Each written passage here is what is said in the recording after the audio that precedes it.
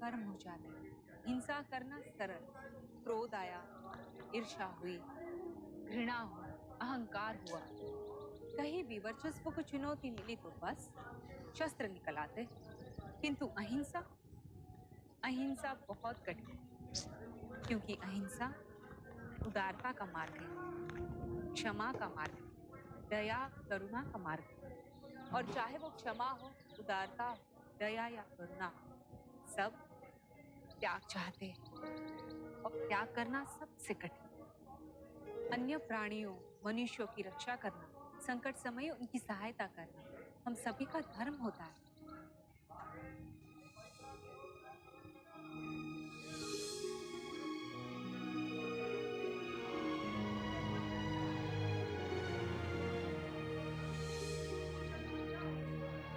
हिंसा करना सरल, कहीं भी वर्चस्व को चुनौती मिली तो बस शस्त्र निकल आते।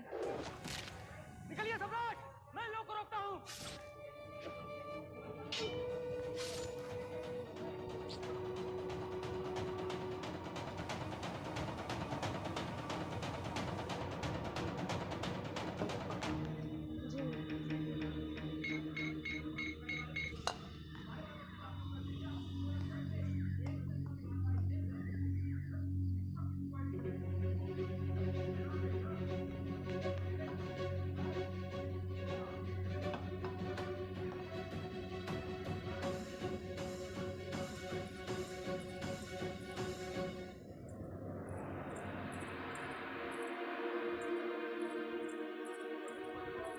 इतने दिनों से प्रतीक्षा करी कि आप बोलने योग्य हो जाए, आपकी शरीर की शक्ति आप में लौट आए।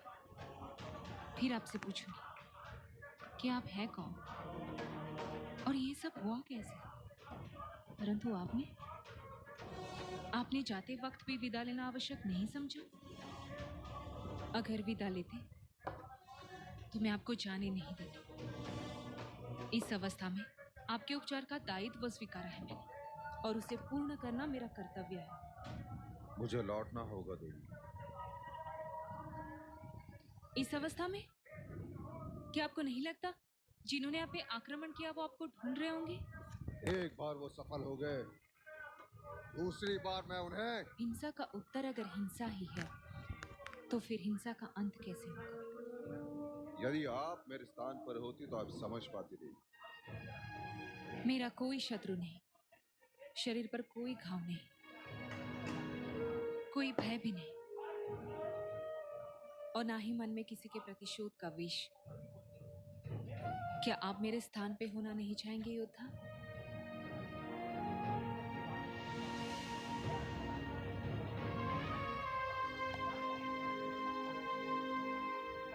चलिए चलिए मेरे साथ, वापस कुटीर में चलिए और विश्राम कीजिए।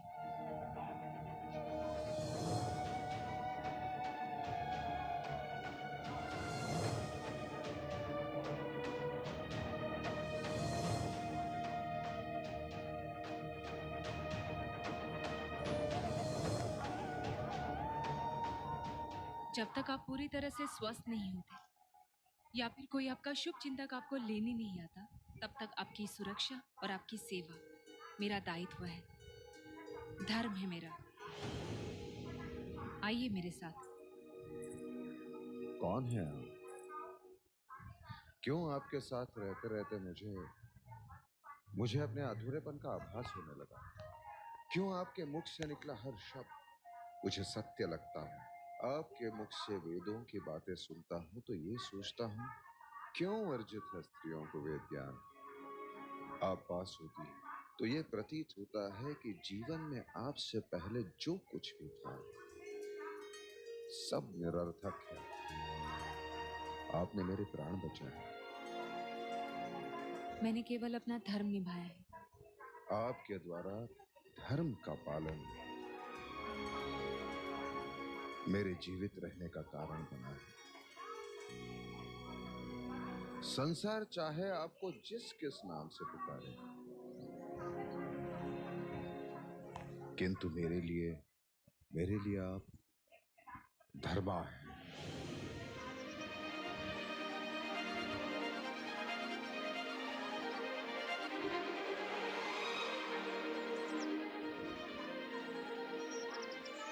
एक जीवन दान आपने मुझे पहले ही दिया है, अपनी कुटीर में स्थान देकर। अब एक जीवन दान और दे दीजिए, अपने जीवन हृदय में स्थान देकर।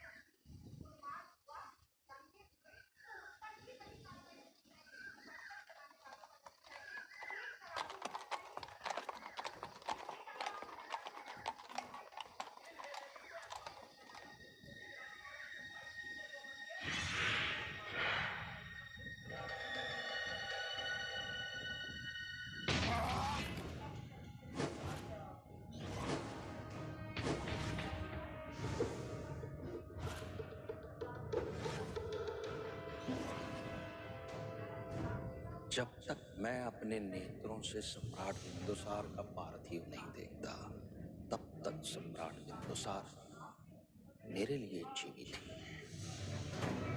उसने सही कहा था, जिंदा हो। क्यों? मुझे जीवित देखकर प्रसन्नता नहीं हुई? क्या कह रहे हैं आप? मैंने नूर से वादा किया था कि उसके होने वाले खाविंद को जिंदा वापस लाऊंगा। अब मुझे किसी पर भी विश्वास नहीं मीर। विश्वास नहीं? सम्राट, इस हमले में मैंने अपना बेसर, अपना बच्चा, अपना वारिस भी खोया है। मेरी बेटी शादी होने से पहले बेवा हो गई और आपको मुझ पर यकीन नहीं। आप मेरे साथ चलिए सम्राट। क्षत्रपों ने बगावत कर दी है, सारा मगध जल रहा है और अपने सम्राट का मुंतजिर है। और नूर भी अपने होने वाले खाविंद के दीदार के लिए बेचैन है।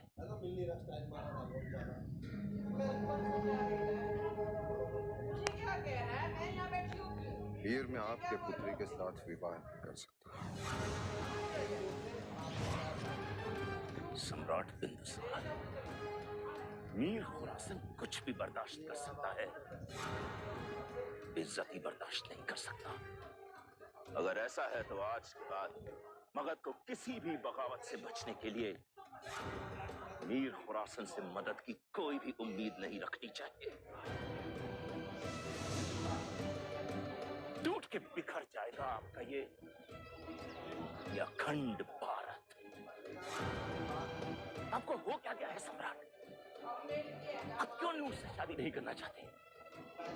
मगध के सम्राट बिंदुसार की इस वादा खिलाफी की वजह क्या है?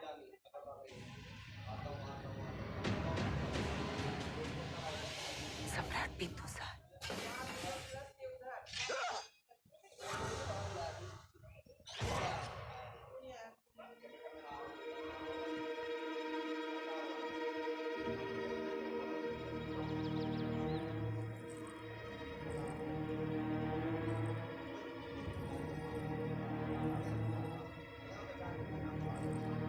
कौन हो तुम?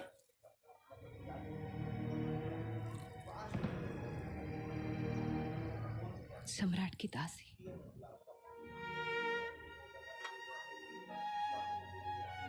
ये धर्मा है, इन्होंने मेरे प्राणों की रक्षा की है और मैंने इनसे। सम्राट, मैं बहुत भाग्यवान हूँ कि आपकी सेवा करने का अवसर मुझे मिला।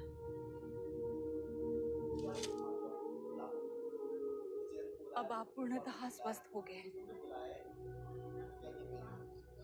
जाइए, आपके साम्राज्य को, आपकी प्रजा को आपकी आवश्यकता है।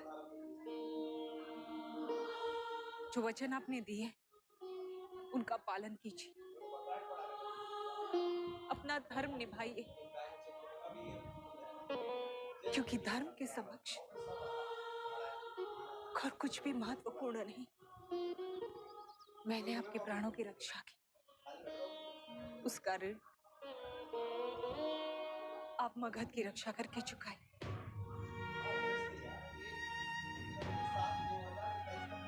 चले।